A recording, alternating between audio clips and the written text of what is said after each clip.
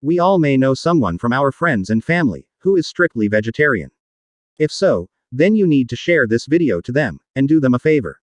Let's start. Many people are turning into vegetarian nowadays. They may not know it, but strict vegetarian are prone to have vitamin B12 deficiency. Vitamin B12 is unique vitamin which is not found in plant-based food sources of any kind. So, chances of having vitamin B12 deficiency is high in strict vegetarian. Diseases that occur in vitamin B12 deficiency are megaloblastic anemia, or pernicious anemia. Symptoms like paleness in skin, shortness of breath, muscles weakness, numbness in hands and feet, smooth tender tongue, and sometimes irritability are seen.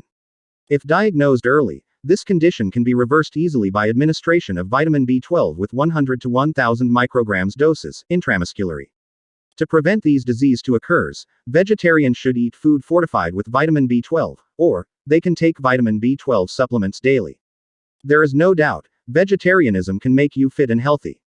But only thing you need to keep in mind is, if your vitamin B12 is in right amount or not. Do you like to know about human body science in easiest and quickest way possible? If yes, then don't forget to subscribe to this channel.